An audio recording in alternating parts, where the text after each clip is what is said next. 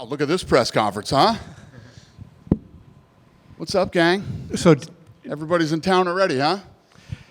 Dana, if we could start, first of all, the guy that you didn't take, you were very adamant. He had a knockout. He finished it in the third round. What was it that you didn't like about I'm not how to say his name, Belgori? Well, everything. First of all, he looked like he was in a weight class.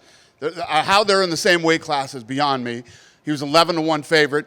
The other guy took the fight on short notice, poked him in the eye 4 or 5 times. Hit him with a combo, a 1-2 in both eyes at one point. And then came out in the third round and tried to finish it. I'm not interested.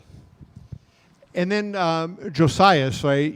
That was an interesting fight. I mean, it wasn't his performance so much as what you think you see down the road in him. Yeah, no, it was definitely his performance. The guy's undefeated. You can tell he's a freak athlete. You know all my Africa talk. This guy trains in the Congo. I'm assuming there's not a lot of good training partners out there. And he looked good against a guy who trains with one of the best in the world every day. And he looked great. I mean, if you look at him, his head movement, speed, wherever the fight went, he was good. And then you saw him start to get tired out a little at the end there, couldn't get the takedowns. So I think that you take this kid, Musasa, you bring him out here, you throw this guy in there and let him train with some killers out here for a while. This kid could be really good, and he's definitely got a chin.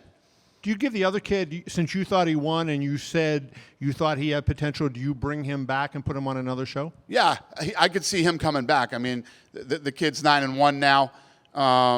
Yeah, he's definitely talented, and he's only 26 years old. He's a young guy. And then in the opening fight, the armbar, you sounded like you weren't as impressed, and it seemed like she came out and took care of business pretty good. I agree, but I thought the beginning of the fight was a little, she's a girl who has 9 fights, and it looked a little sloppy to me at first. Looked a little sloppy and a little weird, but after she pulled off the armbar, I just chalked it up to nerves. She's probably very nervous. There's so many different things that I look at when I watch these kids, and she definitely looked nervous to me. And then the whole thing with Cody's opponent pulling out. Tell us exactly what happened. Like, what was the sequence of events? Because somebody said Sean went back there and tried to talk him into fighting. So Sean came busting in the back room and then walked right through and went somewhere. Apparently he went to the locker room. He had heard that this kid was pulling out. So he went back there, gave him a pep talk, and the kid said, yeah, and then got his hands wrapped again. And then halfway through the second fight, Sean got called again that he was pulling out. He rewrapped his hands. Right. Then said, I'm out. I mean, this kid flew in from Brazil. We flew him from Brazil, put him out here. But that's what this show is for, too. Sometimes you don't have to step into the octagon to know that this isn't for me. I can't take this. I can't handle this pressure. Whatever his deal was. And I'm not shitting on the kid at all.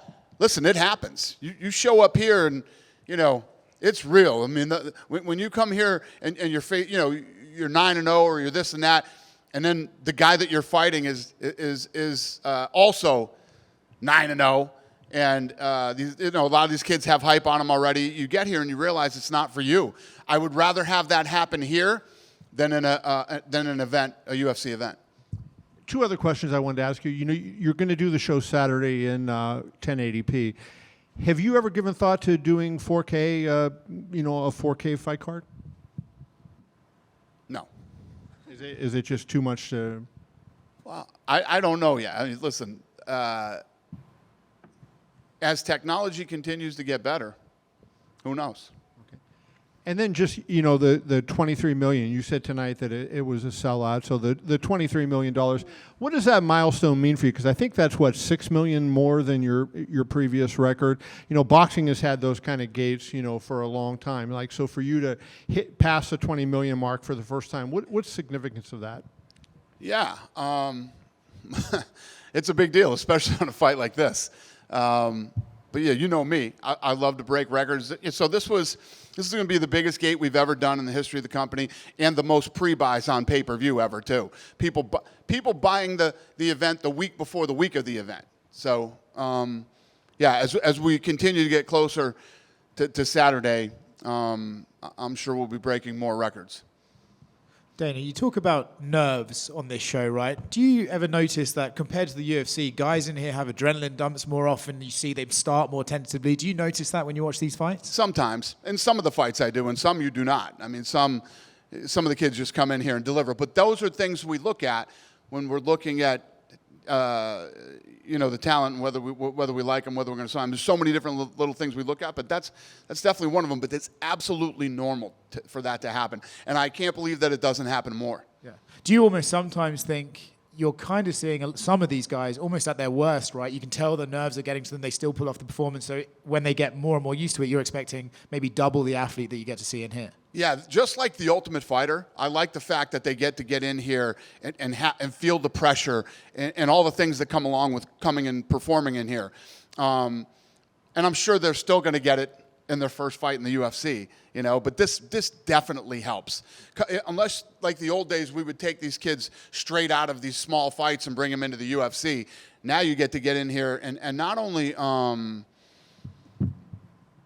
feel the nerves, feel the tension, feel the pressure of it, but you also face off with somebody that's just as good as you, with the same record as you, that early on in your career. In most organizations around the world, that never happens.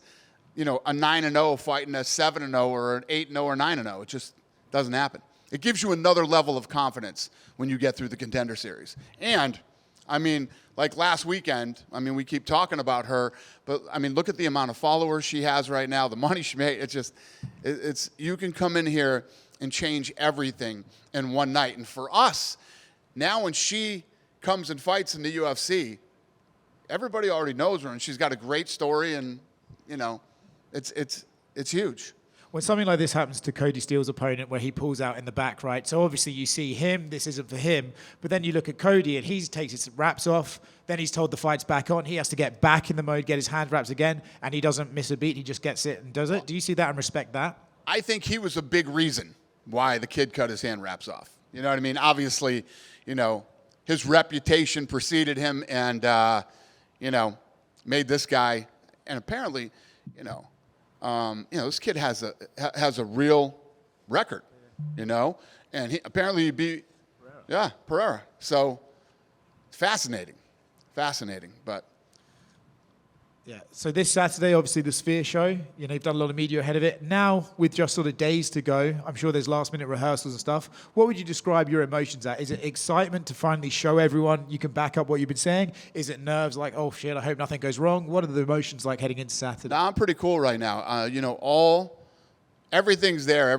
All the bells and whistles are in place. Now it's just about rehearsal leading up to this event.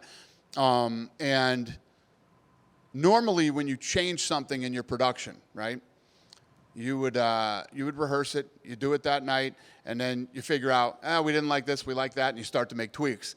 There will be no tweaking. This is the way this is going to go that night, and it is what it is. And I'm very comfortable and confident going into this event. If you could pick one biggest challenge that there was in getting this show to happen and getting it to work for a UFC event, what was the biggest challenge you guys had to overcome? Lighting. Yeah, there's no lighting grid. So this will be the first event ever in the history of the company, probably in the history of combat sports, I would imagine, where there isn't a lighting grid hanging over the octagon. So you have lights, cameras, microphones, different audio, all up in that trussing up there, and that's all gone. So that was the big first challenge. Yeah. Two more quick ones. This is a love letter to Mexico. Just out of curiosity, who is your favorite Mexican fighter in history? Well, I was saying, when you talk about Mexicans and their place in combat sports history, I was a white kid from America who was a big Julio Cesar Chavez fan, to the point where I had his T-shirts and watched all his fights, and so I would have to say Chavez. Cool. And last one from me, Jorge Masvidal says he wants to come back to the UFC. Just curious if you guys have an interest in bringing Jorge back and if we'll see him fight again. That is interesting. We'll see. I don't know. Yeah. Just one quick one. There's a lot of chatter about how the Sphere presentation will it'll be this big event in person, but they're curious how it will translate through the broadcast? Like, will it just feel like a normal UFC broadcast, or will it be different? Will there be a lot of, how will you allow people watching at home to feel the difference of the Sphere card? So normally, every Saturday we have 2 trucks, right? And there is a in-house live event that is different than the event that is on television that beams out to the whole world. There will be 2 more trucks added to this show. And you will have, Glenn Weiss is one of probably the greatest director in Hollywood right now. He does all the award shows. He's done them all. And when we called him and asked him to be a part of this, he said, "You guys are crazy. I'm in." He loves the challenge of this thing. So he will be shooting both of those things at the same time to try to give you the feel that you are inside the Sphere, whether you're watching it at home, in a bar, or wherever. And you said there's going to be like movies playing in between fights, like the history of Mexico. Will fans be able to watch this in person even if they're not at the Sphere? Like, will they show it like on TV or like on YouTube? Oh, yeah. No, this is, yeah. Yeah, there's movie, there's chapters. So each chapter starts before the next fight. So there'll be a show open, right? Then the first movie will run, and it will end at the end of the fight. And then we call them worlds. And the fight will live inside this world. And the world will evolve while the fights are going on, but it'll be very subtle. Clouds will move, fires will burn, birds will fly, or whatever the hell's going on in that world at that time, and it will slowly evolve during the fight. There are also going to be Easter eggs in each one of these films.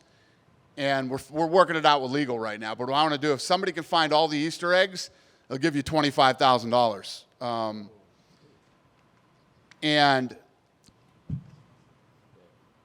what else was I going to tell you? Are they UFC Easter eggs, or like what kind? What are we? What are we? UFC what? Are the Easter eggs UFC related, or are they like, what are we looking for? They are related to the show. Yes, they're related to the show. And I forgot. There's something else I was going to tell you. I forgot what the hell I was going to say. So there's 10 fights. Will there be 10 movies? No. Okay. The prelims will be different. This is during the main card.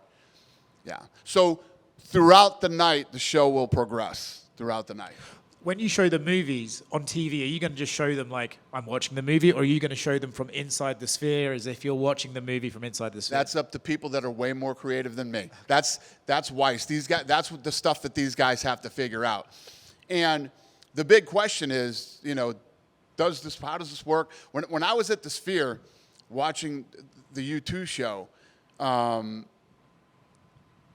I said this 100 times, but you realize that the Sphere is the star of the show. So our second biggest challenge, other than lighting, was how do you make the Sphere the star of the show, but not during the fights? The fights are the star. You know what I mean? So these are all little things that we had to figure out, and now we have to execute it on Saturday night. But if you're Mexican, this is a fucking Rocky movie for you, man. This is like you're going to come out of there, and if you're not, you're going to wish you were Mexican on Saturday night. So what's the final, like you said, they're going to be worlds. What's the final world? Is that present day? Starts at the beginning of time, ends in the future. What's the future of Mexico look like? You're going to find out on Saturday. Dana, to your right. Dana, right here. Yep. You always talk about being first and doing things that nobody else has done, and this is something, obviously it's a one of one, but where do you go from here? I know you talked about Africa, talked about Spain, but do you have plans for 2025 of big things that not necessarily eclipse this, but maybe on par? It's funny because I've been talking this whole week and the week before about if Tom Brady doesn't call me and ask me to go to U2, I would have not gone to the Sphere yet. I just wouldn't have. I don't have time, and I just would have never gone to any of these. The Eagles are coming after us. I will be at the Eagles. I will be at that concert. But I wouldn't have gone to this event. And then the whole thing that happened with MGM, it's like this was meant to happen. It was meant to happen. And I'm looking at Noche different now. This is going to be a flagpole event for us every year. And then Monday, it's literally as soon as this event is over, Monday we start thinking about what's next year and how do we make it different and how do we make it exciting. Do we do Texas? Do we do Mexico, Arizona? And how do we make it different than it was this year? And then as far as next year, I mean, obviously, I've been talking about Africa and Spain and other places that we haven't been yet, and that's a big focus for next year. Stadium shows, I know you're not big on outdoor things, but stadium shows feels like a next logical step. But I know you're big on fan experience. Is that like the biggest hurdle to deal with a stadium show? What's the question about the Fan hurdle? experience, because the Sphere Yes, is really about 100%. fan experience. Stadium, it feels it's not the same, right? Yeah, I don't like. First of all, when I put on a live event on Saturdays, I want the best in-house experience people can possibly have, and I want the same experience on television. And I just don't understand why I would need to do a stadium when, for what? I can get more people in there. It doesn't interest me. What interests me is putting on the best live event. If you think about, people always talk about how fast the sport grew. The live event is part of the reason that the sport grew like this, I'm not shitting on boxing, but a few years ago I took my son to the Fury Wilder fight, right? And if you'd have told me I wouldn't take my son to a boxing match until he was 18 or 19 or however old he was, I'd have said, you're nuts. We literally left that event. I swear to God, my son said, I don't ever want to come to one of these again. It was completely disorganized. It was a shit show from the minute we walked in. And if all you've ever known is going to UFC events, you definitely notice the difference, right? I don't ever want any of our fans to have that experience on a Saturday night, whether they're in a bar, at home on TV, or the live event. But it's a fact. Nobody walks out of a UFC and goes, I don't ever want to come to one of these again. So I don't need to do a stadium. Speaking of boxing, Oscar De La Hoya, I know you think he's, sitting on Canelo by coming to the Sphere. I don't know if you know for sure if he's bought a ticket or not, but is there a part of you that's kind of pleased that he's coming to see what you guys are doing? Well, I got that call today. He's coming with Shake Turkey. He's part of his ticket block. I knew he wasn't part of my ticket block. That's for damn sure. Oscar does things that are good for Oscar at the moment. I'm not shitting on Canelo. And Al Heyman, good for you. You went in and got me on the date. You know what I mean? I respect Al Heyman and I like him. And I respect Canelo. And he'll be right down the street from us. And this isn't an Al Heyman-Canelo thing versus Dana White. This is Dana White versus the MGM, okay? And I wish them all the best. I tell this story, too. I was just in Mexico. We're driving, Mexico City. We're driving to the arena. There's a playground on the side. Swing sets, monkey bar, slides, and a fucking boxing ring. A boxing ring in the middle of the playground. There are lots of people from Mexico that are huge boxing fans. Canelo is one of the greatest to ever do it. He's a legend and a hero in Mexico, and people will go watch him fight. What we're doing down the street is completely different than what they're doing, and ours is sold out in the biggest gate ever, too, so it's good for all of us. Last question for me. From the day that you were at the U2 concert to now, has what you've been able to put together for the Sphere, has it truly exceeded your expectations, or is it what you envisioned? How would you quantify that? It's exactly what I had hoped for. I'm excited about it. I'm proud of it, and I can't wait to play it. And we're going to find out at the end. You don't know until you do it. We've never done it. It's like the budget. You don't know the fucking budget till you do it. And then you find out. And we're going to find out on Saturday. And I look forward to hearing what everybody thought of it. The media, the fans, everybody. So I'm excited about it. I'm in a good place. Dana? Yep. In the middle. Is Cain Velasquez going to be in attendance on Saturday? Not that I'm aware of, no.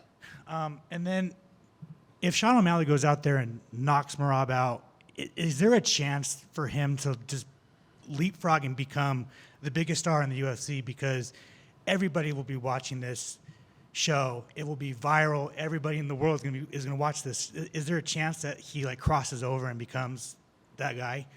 Yeah, listen, he's right there anyway. When you talk about Conor's personality and all the things that make Conor McGregor, right? The one thing that Conor McGregor always did was he delivered on the big fights. When the big fights happened, everybody said he couldn't wrestle. Everybody said he couldn't do this and that. He went out and delivered every single time. And to become a big star like that, I mean, I remember having conversations with Ioli way back in the day when we were doing fights in Chicago and stuff like that with Anderson Silva. And they would keep asking me, what do you got to do to make people care about Anderson Silva? You know what Anderson Silva did to make people care about him? He kept winning. You know what I mean? In this sport, when you have what Sean O'Malley has and you can go out and win the big fights, and O'Malley's a smart kid like Conor too. He gets it.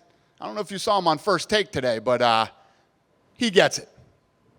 And then finally for me, there's a lot of Bilal Muhammad and Shavkat Rakhmonov have been going back and forth about the fight has been offered. The fight was offered in Utah. The fight was offered for, I think, Madison Square Garden. Has that fight been offered to either of them? Is what? Who? Bilal Muhammad and Shavkat Rakhmonov. Has that fight been offered? Was that fight offered for Utah? Like, I don't even remember. Does it matter? You know what I'm focused on? Saturday. Thank you. Dana, over here to the right. So obviously this weekend, big weekend, not just for you guys and for the Mexican population, but for combat fans in general. We obviously know there's always a set of group people that will watch MMA no matter what, and vice versa, boxing no matter what. But do you have a message for those that are maybe looking to watch something this weekend with all the events going on, and why they should watch Noche UFC? Why should they? Because I invested $20 million in it. That's why. Listen, no. I don't have a message for anybody on why they should watch UFC Noche. You either want to do it or you don't. No. All right, Dana, I want to ask you about I'm over here. Yeah. Your Mount Rushmore of mixed martial artists. ESPN asked you about it, and that always creates a bunch of debate. But I was wondering what your methodology was, because people are always saying, well, this guy was a better fighter than this person. But I agree. when you're doing That's why if you ask me, I obviously have different, if you look at Ronda Rousey, which I'm sure everybody goes crazy, Ronda Rousey, women aren't fighting here. The knockout that happened last weekend doesn't happen without Ronda Rousey. Ronda Rousey opened the door for all women and became a huge superstar for us, and the biggest superstar in the history of female fighting. Right out the gate, as far as the gates, pay-per-views, attention, all of it. Nobody was bigger than Ronda. She started it all. Conor McGregor took this whole sport to another level when he became not only the biggest star in the sport, but one of the biggest star in all of sports. You had NFL and NBA and soccer players mimicking Conor McGregor during the games. If you guys want to get into the John Jones shit, we can get into that. But yeah, I'm obviously going to have a different criteria when you ask me who I think are, because of things that I know that happened inside the business and how it changed the game. So for you, it's like a measure of the growth, like what contributed to the growth of the sport. If you walk up to me and you say, no different than if I walk up to any of you, who's your Mount Rushmore? I mean, this is something you'd have to really sit down and look at stats and break things down. There's so many great fighters that have lived. You know, you could put Forrest Griffin in the Mount Rushmore. Where are we right now without Forrest Griffin and Stephen Bonner? You know? So when you talk about that type of stuff, to me, it's different than just who's the greatest fighter of all time or in each weight class. And then my other one was Georges St-Pierre.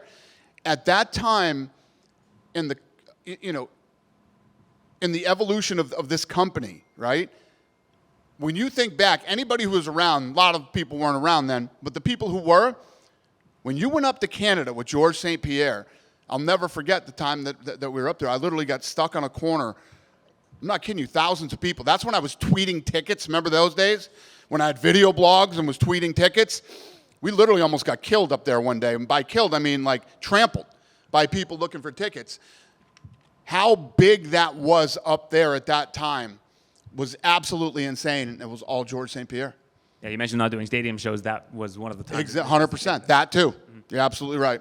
And going back to Jones, I haven't been here with you to spar about John Jones, but I don't really want to spar with you. What I'm wondering about is, I was at John Jones' first fight in Minnesota, and do you feel like the people that this sport has grown so much and there's so many new fans, but do you feel like unless you were there in that moment to know that in the span of whatever it was, 16 months, him beating Shogun, Machida, Rashad Evans, like if you didn't understand what those guys were at that time, do you not really get why John Jones is the greatest of all time? Yeah, I think that's definitely a good point.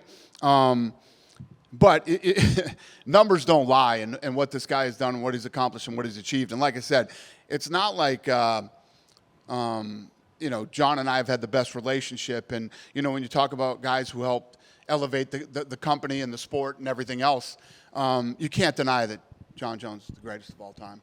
Never been beat. What percentage of fans have, sort of cut you off, have become fans in the last 4 years? Because, if John Jones has fought once in the last 4 years, people don't really get it, is what I think. So I can't remember what his, but one of the key executives of the Yankees was here tonight, and he came back and was talking to me in my room, and he watches everything, fight nights, pay-per-views, Contender Series, The Ultimate Fighter. Guess when he became a massive fan and became obsessed with the UFC? I'm guessing during COVID. During COVID. Our fan base grew 69% during COVID. So yes, what you're saying does make sense. And finally, in terms of Saturday at the Sphere, do you think you're going to have a chance to really kind of sit there and enjoy the show and soak it in, or are you going to be really obsessing over production like you often do? Yes, that's what I'm going to be doing. And I'm going to watch this show 52,000 times from tomorrow till Saturday. So, what's going on in the venue will not. And plus, there's not. So normally, you see the red phone. You see me get on the red phone. If I'm on the red phone, I'm not happy about something. I'm telling them that I didn't like this or I don't like that, and I want you to do this. There's no even point in even putting the fucking red phone in there on Saturday. It's just like, what I need to do Saturday is stay the fuck out of everybody's way and let them focus on what they need to do that night, because this is something that is so technically difficult to pull off. Just let it rip. That's it. Hey, Dana, besides the Contender Series being the biggest thing in America going on tonight, your friend Donald Trump is having his debate. Have you had a chance to watch any of it, or? No, I haven't seen it, but I'll tell you this. He called me an hour before the debate. I talked to him when I was coming here, right when we got off the plane. I was in L.A. today. And, I said, this, first of all, it's the second time he has to debate, right? He already did a debate. They didn't like how the debate turned out. So they want to kick that guy out. He's unfit to run, yet he's still the president of the United States. Now they bring in somebody who wasn't elected to actually be in there, and they'll only do it on ABC. It was 3-1 tonight for him. He was facing 3-1. So I don't know how it went or what happened, but I know he took it seriously. He said, "I look at this as like a heavyweight fight. I'm not taking anybody lightly." And he I don't know. They're eating dogs and cats. Huh? He said they're eating dogs and cats. Who's eating dogs and cats? The Haitians. Oh. The Haitians. Somebody was eating dogs and cats. Okay. So what's that mean? Ask him. No, I think Ioli's referring to the Haitian immigrants that have been put into some populations, and some of them cook dogs and cats. But anyway, did you give him any advice? I'll keep that between me and him. One more thing. There's haptic devices in the seat. Yes. So is that going to be used in between during the movies or actually during the fights too? The audio in this place is, you can't even compare it to anywhere else. The audio is incredible. And yes, the haptics in the seats, when there are slams, when there are things that are happening in the movies, you'll feel it in the seats. There's 10,000 seats that have it. So 10,000 people will have that experience during the show that night. If their fighter loses, will they get buzzed? No, but there are different, when the fights are announced, there are different types of celebrations that happen when a fighter wins, and that are all living inside the worlds. And then this is like a one and done, $20 million at least being spent on this. What percentage of the experience can be captured outside of actually being there? Or is it you have to be there, or else you're only going to experience like 10% of what's really going on? Yeah, I think that this is one of those, the detail in these movies. Each of these movies, each chapter is 90 seconds long. And there's so much detail in every one of these that when we do rehearsal and you run it 15 times, on the 15th time, you're noticing things that you didn't notice 1 through 14. That's how much detail. And it's me and Craig keep talking about it. It's like it's almost a shame that you're only going to get to see this once. That's why I keep saying I think if everything goes well and we're happy with it at the end, I think we reformat this thing and you can go watch it again at the Sphere. Is this the type of thing that you can't really capture on your phone or with all the TV screens, that it'll be something in your memories? Trust me when I tell you, everybody in here and everybody watching, don't even fuck with your phone. Put your phone down, be in the moment, and just take it all in. Yeah. You kind of answered my question, but U2's doing the VU2, which is back at the Sphere, and it's highlighting the event that happened there. With as good as that Roku documentary that came out, did you guys have the presence of mind to document this whole Sphere process, and will we be able to see how this was created? So my goal in this thing is to be nominated for an Oscar, an Emmy, and a Grammy. So yes, there will be a documentary. That's awesome. Yeah. Hey, Dana. Yeah. Do you have any news about Charles Oliveira next fight? Do I have any news about what? Charles Oliveira's next fight. No, sir. If it ain't happening on Saturday, don't even fucking ask me about it. That's okay. Hey, Dana, 2 quick things. One, not that it really matters that much, but when Aaron was asking you about your Mount Rushmore, a couple years ago you said Amanda Nunes was on there and not Ronda. And Depends on what you're talking about. If you want to ask me who, the greatest of the greats, there's no doubt it's Amanda I was Nunes. just wondering the change from Amanda to Ronda. Oh, you caught me on that day when I was at ESPN, and I was thinking about, I think there's different ways that you could gauge the Mount Rushmore. And for me personally that day, I was talking about the business and the sport. And then last question, you had referenced when we talked last week about people saying UFC 300 sucked. I actually did a column saying, does UFC 300 suck? Because so many people were saying that. Now, so many people are saying the Sphere is a flop. It hasn't happened yet. But at UFC 300, you had 11 former champions, and you had a lot of veteran fighters on that card. And so they dealt with the pressure of the big event, and they delivered. On this card, you don't have those kind of veteran fighters. Do you have any concern at all? You always say the fighters deliver, but do you have any concern at all that the moment may be too big for some of the younger fighters that you have on the card that don't have the experience that an Alex Bejeda and et cetera had? Right. 25 years, event after event, 100, 200, 300, all the shit talk about 300, and then as soon as it's over, it's great. I don't listen to any of this shit. I said this to Morgan the other day. All the experts and all the experts are in that fucking building next door. Shut the fuck up, sit back, and watch. There you go. Dana. Yes, sir. Following up to what Kevin asked, last year we had Jair Rodriguez and Brandon Moreno headlining UFC 290 was International Fight Week. We have Alexa as a champion. But looking at the showcase of the Mexican talent you have on this card, because there's a lot of young guys like Sel Huber, Torres, Jasmine, Chaires, Lazy Boy. How much time do you think is going to be for you to have some other Mexican headlining a pay-per-view, something like Noche you want to do yearly? Well, like to build off what Kevin was just saying and then what you asked, I mean, if you look at these people and you know anything about fighting, you know anything about matchmaking, stylistically, these are unbelievable fights, right? When you take these people that you believe in and that you believe have the potential and you build an event like this around them and they go in and they do what they do, everything just gets bigger. You know what I mean? And then, that's the answer. I don't know if that's the answer to your question, but that's the answer I'm giving you. Yeah. All right. Hope that helped. What's another question? Over here to the left. Yeah. You've talked about bringing the Contender Series on the road. Have you looked into that at all yet? Not yet. I've been busy. Do you know would that contain more fights? We being the matchmakers, we love that idea.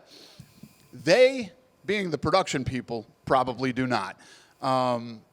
I don't know. I just said that one day off the cuff. It's interesting. But And, we'll see. We're still traveling around trying to get out there and do all the fight nights in different places. So The Garden in November. Do you plan on having Wei Lee on that fight card? I'm not even talking about anything other than Saturday. All right. Yeah. Good? Thank you. See you Saturday.